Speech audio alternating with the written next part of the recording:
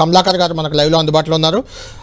గంగుల కమలాకర్ గారు, నిన్న ఒక నోటీస్ ఇచ్చారు, దానికి సంబంధించి కేసీఆర్ ఎక్స్ప్లెయిన్ చేశారు. ఒక రోజు గ్యాప్ ఉంది, నాకు మున్సిపల్ ఎన్నికలు కాబట్టి మీరు ఎప్పుడు రమ్మంటే అప్పుడు వస్తాను, కానీ తనకున్న హక్కు 160 సిఆర్పిసి, అదేవిధంగా 65 ఏళ్ల పైబడ్డ సిటిజన్ కాబట్టి ఫామ్ హౌస్లోనే విచారించాలని కోరారు ఇచ్చిన రిప్లైలో.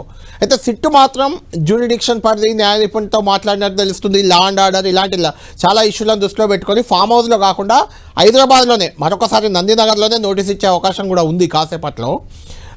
విచారించాలని భావిస్తుంది. దీన్ని ఎలా చూస్తుంది బీఆర్ఎస్ పార్టీ? బీఆర్ఎస్ పార్టీ గురించి కాదు కానీ తెలంగాణ సమాజం ఆలోచన కూడా చెప్తాం మీకు.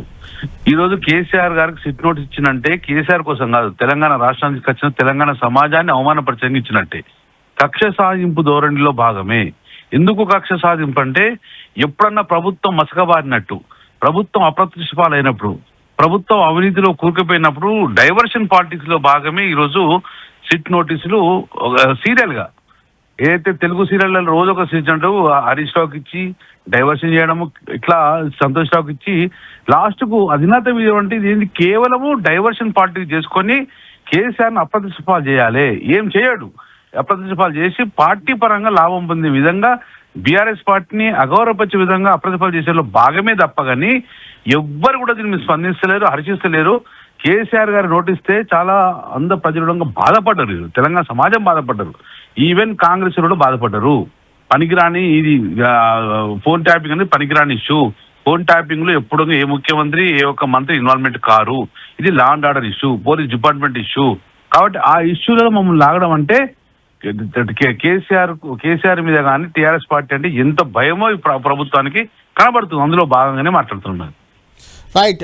ఇప్పుడే గంగుల కమలాకర్ గారు ఇప్పుడే మనకు సమాచారం వచ్చింది, కేసీఆర్కి నోటీస్ కాసేపట్లో ఒక 10 నిమిషాల్లో ఇవ్వబోతున్నారు. ఈ నెల ఫిబ్రవరి 1వ తేదీన 3 గంటలకు విచారణకు రావాలి. అది కూడా నందినగర్లోని ఆయన నివాసంలో విచారిస్తామని చెప్తున్నారు. అదే రకమైన నోటీస్ ఇవ్వబోతున్నారు.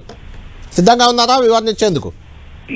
నాకు తెలిసైతే ఇది పెద్ద మనిషిని బాధ పెట్టుడే. అది ఎవరింటికి ఎక్కడైతే ఉన్నారో అక్కడికి రమ్మని అక్కడ ఇంటరాక్ట్ చేయొచ్చు, ఎక్కడైనా చేసుకోవచ్చు, ప్రభుత్వం ఉన్నది కాబట్టి. కానీ కేవలం అక్కడ నుంచి ఇక్కడికి పిలవడము, జ్యుడిషియల్ పిలవడం అనేది ఒక పెద్ద మనిషిని కావాల్సుకుని బాధ పెట్టుట్లో భాగమే, కక్ష సాధింపులో భాగమే. ఇది ఓన్లీ కక్ష సాధింపే. నేను చూశాను ఇంతకుముందు కదా, జగన్ ఎట్లయితే చంద్రబాబు కక్ష సాధింపు పెడితే జగన్ భూస్థాపితం వెండు అక్కడ, సేమ్ అదే పరిస్థితిలో ఈరోజు రేవంత్ రెడ్డికి వచ్చే అవకాశం ఉన్నది.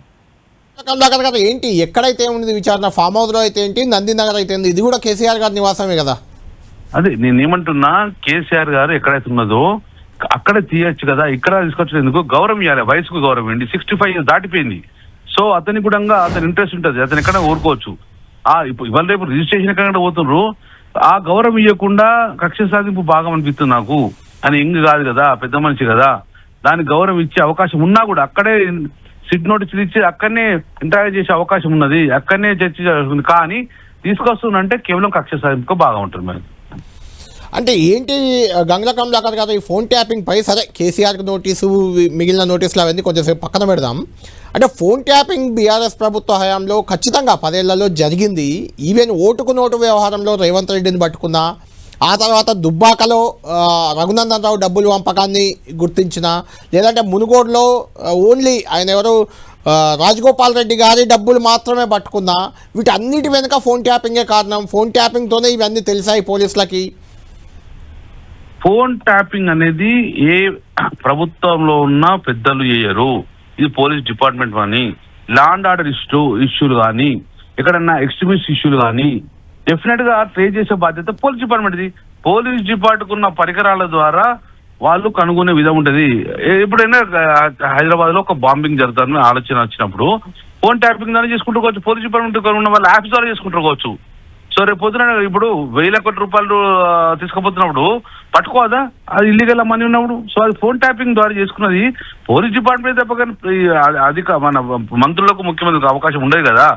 సో ఇది కేవలం పోలీస్ డిపార్ట్మెంట్, ఎవరు ఏ ప్రభుత్వం ఉన్నా పోలీస్ డిపార్ట్మెంట్ చేసే బాధ్యత, అది వాళ్ళ బాధ్యత. ఏ అధికారి కూడా ఇప్పుడు చేస్తలేదా రేవంత్ రెడ్డి?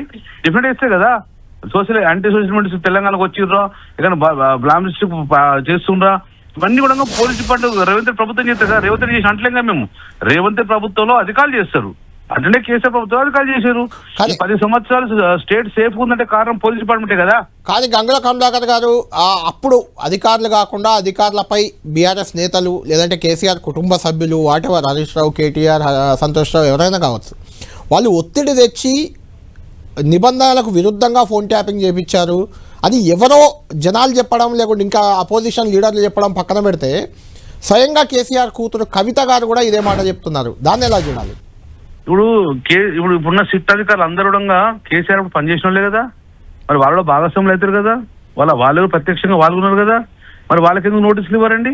అప్పుడున్న అధికారులందరికీ ఎందుకు నోటీస్ ఇవ్వరు? ఇప్పుడు డీజీపీ వర్గంగా అప్పుడున్నారు కదా, మరి వాళ్ళందరికీ ఎందుకు నోటీస్ ఇవ్వరు? కేవలం మంత్రులకి ఎందుకు ఇస్తున్నారు, ముఖ్యమంత్రికి ఎందుకు ఇస్తున్నారు? గతంలో మరి పోలీస్ డిపార్ట్మెంట్ ప్రత్యక్షంగా పాల్గొన్న వాళ్ళు ఉన్నారు కదా, మరి వాళ్ళని ఎందుకు నోటీసులు ఇవ్వరు? ఇది నేను ఒకటి క్లియర్ చెప్తున్నాను, అధికారులు చేసే తప్పిదానికి అధికారులు చేసే పనికి మమ్మల్ని ఇబ్బంది పెట్టి కష్టం కాదు. మేము మాకు అపోజిషన్ లీడర్ ఉన్నారు, కవిత మేము అపోజిషన్ లీడర్ గా చూస్తున్నాం. అపోజిషన్ లీడర్ అందరు కేసీఆర్ మీద మాట్లాడుతున్నారు, ఇప్పుడు కవితను అపోజిషన్ లీడర్ చూస్తున్నాం మేము. సో జనరల్ గా ఒక లీడర్ ఎదుగుతున్నప్పుడు ప్రతిపక్షాలన్నీ ఏకమైతాయి. అందులో కేసీఆర్ ఎదుగుతున్నాడు, కేసీఆర్ రేపు రాబోయే కాలం ముఖ్యమంత్రి ఎదుర్కోవచ్చు, ఈ టీఆర్ఎస్ అయితే కాబట్టి సో ఆటోమేటిక్ గా అది ఆ ప్రతిపక్ష నాయకులు అందరూ ఏకమై కూడా దాడి చేస్తారు. అందరు ఏకమై బీజేపీ, కవిత, కాంగ్రెస్ అందరు దాడి చేస్తున్నట్టు ఏంది? కేసీఆర్ గారు ఎదుగుతున్నాడు, ఈ పార్టీ ఎదుగుతుంది రాష్ట్రంలో, దాన్ని నిదర్శనంగా మేము భావించుకోవచ్చు. రైట్, ఫైనల్ గా కమలాకర్ గారు ఫైనల్ క్వశ్చన్, మున్సిపల్ ఎన్నికలు నామినేషన్ల ఘట్టం ముగిసింది, ఆ ప్రచారంలో మీరు నిమగ్నం కావాలి. ఈ టైంలో ఈ నోటీసులు కేసీఆర్ని ఏకంగా పిలవడం, ఇది మీ ఎన్నికల ప్రణాళికపై కానీ ఎన్నికల ప్రచారంపై కానీ ఏమైనా ఇబ్బంది పడుతుందా? మమ్మల్ని ఇబ్బంది పెట్టాలని, ఎందుకంటే సర్పంచ్ ఎన్నికలు అప్పుడంగా ఒక అంశము, జూబ్లీ హిల్స్ ఎలక్షన్ లో ఒక అంశము. సో ఈ రోజు కూడా మా మైండ్ డైవర్ట్ చేయాలి, మమ్మల్ని ఇబ్బంది చేయాలి. ఎట్లా ఎట్టి బస్సులో కూడా సర్పంచ్ ఎన్నికలలో వాళ్ళు ఘోరంగా ఓడిపోయినారు, ఇప్పుడు ఘోరంగా ఓడిపోతారు. కాబట్టి డైవర్షన్ పాలసీకి మమ్మల్ని అందరూ ఇదే ఇబ్బంది పెట్టే ప్రయత్నము. అందులో భాగంగా మాట్లాడుతున్నాం, కానీ అందులో భాగంగా చేసే కార్యక్రమం డెఫినెట్ గా మున్సిపల్లో పాజిటివ్ రిజల్ట్ వస్తుందని మాకు తెలుసు. సో ఆ రిజల్ట్ నాయకులందరూ పనిచేయద్దు, నాయకులందరూ దీని చుట్టూ తిరగాలని ఉద్దేశించి ఒక డైవర్ట్ పాలిటిక్స్ నుంచి భాగం. ఎవరు ఏం చేసినా ప్రజలు ఇంకా కసిగా ఓటేస్తారు బీఆర్ఎస్ పార్టీకి. Right, thank you Gangula Kamalakar గారు.